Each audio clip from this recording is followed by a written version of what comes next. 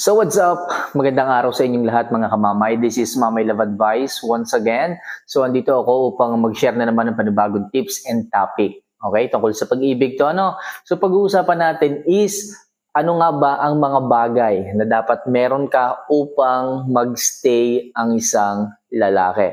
Okay? So napakagandang topic nito at sana ay maibigay ko ng maayos ang aking mga tips sa inyo at inyong magets. Alright?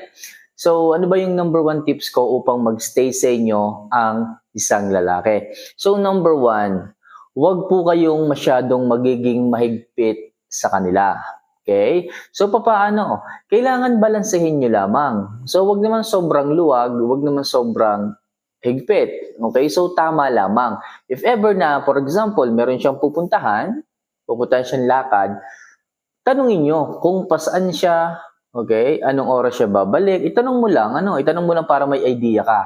If ever na kung siya is gagabihin, makakapagluto ka pagbalik niya or may pagkain ng nakaprepared. So, alamin mo at huwag mo siyang pipigilan sa kanyang mga pupuntahan. Okay? Pero kung sasabihin niya hindi safe sa kanyang pupuntahan, pwede kang paalala sa kanya na baka po pwede, huwag ka nang tumuloy, na baka po pwede, bilisan mo lamang sa iyong pupuntahan kasi medyo hassle, okay? So, ganyan, mga kamamay. So, huwag niyo masyadong hihigpitan ng isang lalaki sa isang bagay. Kasi kapag masyado niyo siyang hinigpitan, masyado niyo siyang pinagbawalan sa mga bagay na gusto niyang gawin, so possible, masasakal siya sa inyo. Pagka nakasakal siya sa inyo at nalaman niya o na nararamdaman niya na parang hindi niya na nagagawa yung mga bagay na gusto niya na nakapagpapasaya sa kanya, baka mamaya ipagpalit kayo. O baka mamaya kayo yung hindi niya bigyan ng oras at pagkakataon.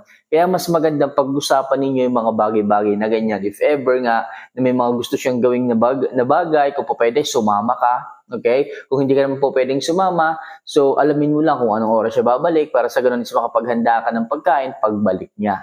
Alright? So basta wag nyo lang uugaliin na palagi silang ihigpitan. Alright?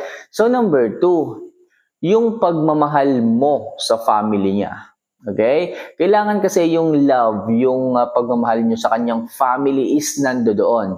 So, kagaya ng pagmamahal nyo sa inyong mga magulang, sa inyong sarili, kailangan mahalin nyo din mga kamama yung side o yung mga magulang ng lalaki. Kapag nakita ng lalaki na minamahal nyo ng maayos, minamahal nyo ng bonggang-bongga yung kanyang pamilya, kaya pinapakitaan mo ng magagandang bagay, magagandang treatment, ibig sabihin minamahal mo talaga ng maayos yung kanyang pamilya.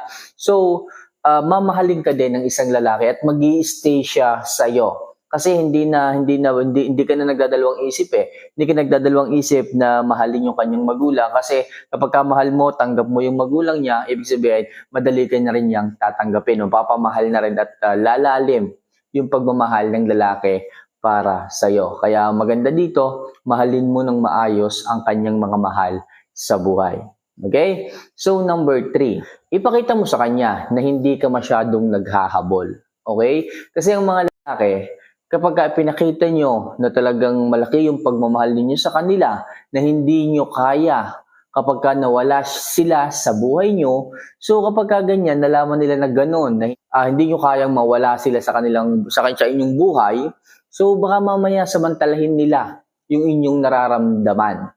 Okay, samantalahin nila nasaktan yung nararamdaman ninyo kasi iniisip nila na hindi nyo sila kayang iwanan kahit paanong bagay ang gawin nila sa inyo. It's either nakakasakit or hindi, gagawin pa rin nila. So maganda dito para magstay ang isang lalaki, ipaalam mo sa kanila, isink in nyo sa kanilang isipan na anytime na kapag sila is sinaktan ninyo or kapag nanakit sila, okay? Nanloko sila, anytime pwede nyo silang iwanan.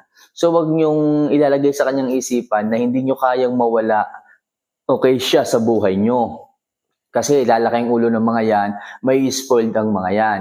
So, baka mamaya, mas gawin nila yung mga bagay na hindi naman dapat. So, ipakita nyo sa kanila na anytime na sila is gagawa ng kalokohan o mananakit sa inyo ng inyong damdamin, ipakita nyo na ready kayo at handa nyo silang iwanan. Kasi alam naman nila yung mga bagay na makakasakit sa inyo eh. So bakit pa nila gagawin kung alam naman nila na masasaktan kayo, yung babaeng minamahal nila ng todo, tapos sasaktan lang nila dahil lang dun sa bagay na hindi maganda o hindi maayos, di ba?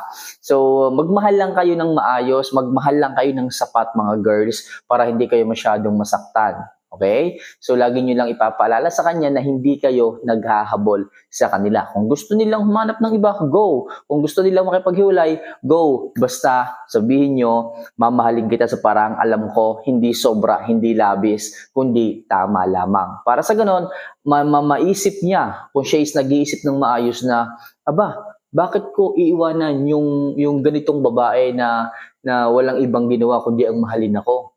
Okay? So, ibig sabihin, handa niyo pala kung i-let go anytime na magloko ako. So, hindi ko na to iiwan. So, yun ang iisipin ng lalaki kapag sinabi niyo yan na hindi kayo naghahabol. Okay? Kaya, ilagay niyo sa isipan yung mga girls at sabihin niyo sa kanila na hindi kayo maghahabol sa kanila. So, maiintindihan nila yon at mag-i-stay sila sa feeling niyo. Okay? So, next, self-improve. Napakaganda at napakahalaga nito mga kamamay.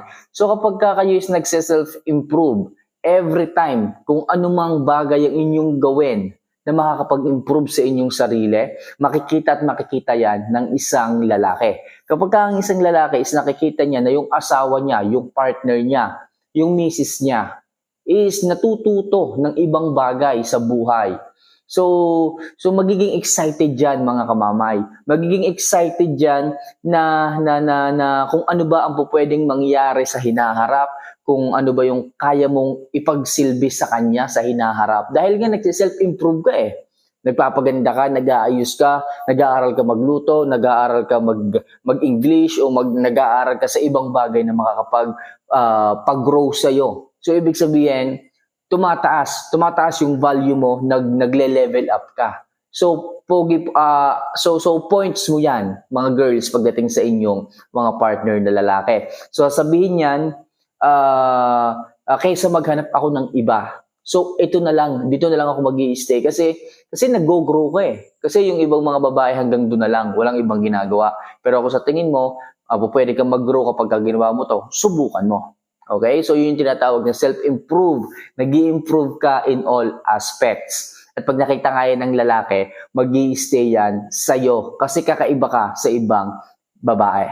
Okay? So, last, yung maganda yung pag-uugali. So, mga girls, kung kayo man is pinakitaan ng lalaki ng hindi maayos, hindi maganda, okay, maging mabuti pa rin kayo. Ipakita nyo pa rin yung magandang side na meron kayo. So, mas mauunawaan kayo, mas makikita ng mga lalaki ang inyong halaga. Kapag nakikita nila, nandyan pa rin kayo kahit na anumang problema o hindi magagandang gawain ang kanyang nagawa sa kanyang buhay.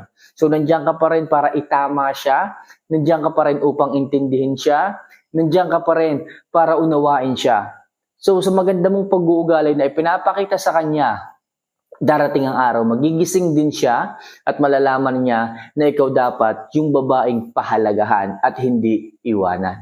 Okay? So ulitin ko, ipakita mo yung maganda mong pag-uugali sa kanya kahit na anuman ang mangyari. Okay? So yun lang mga kamamay, sana makatulong yung ilang mga tips na yan upang magstay sa inyo ang isang lalaki.